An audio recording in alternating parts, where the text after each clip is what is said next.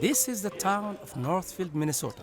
These people are reenacting their victory over the notorious Jesse James gang, the gang which tried to rob the town's bank in 1876.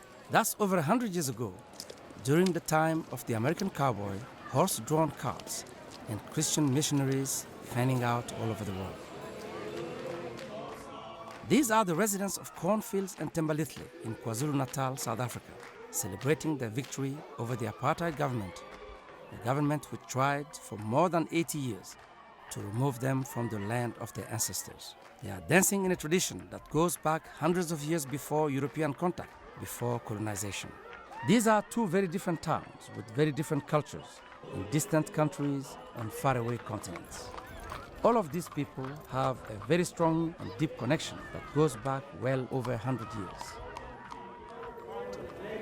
And this connection rests with two individuals, William Cullen and Ida Wilcox, two missionaries who landed in Natal in 1881.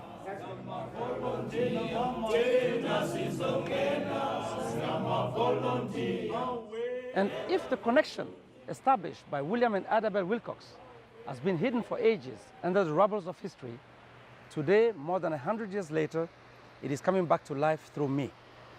I am Cherif Keita, a professor of French and Francophone literatures at Carleton College right here in Northfield. A proverb from my native country of Mali in West Africa says that when the dance floor becomes crowded with dancers, often the person who was first to answer the call to dance is forgotten. This was the case of William and Ida Wilcox, forgotten until today. He was a 19th century American missionary, one of the first to answer the call for a free South Africa. He was a man who took it upon himself, at tremendous personal cost, to educate and send for education in the United States the founding leaders of the African National Congress, commonly known as the ANC. He went around the colony of Natal telling the Zulus not to pay taxes to a government that did not give them representation. That happened during the famous Bambata Rebellion, brutally repressed by the colonial government in 1906.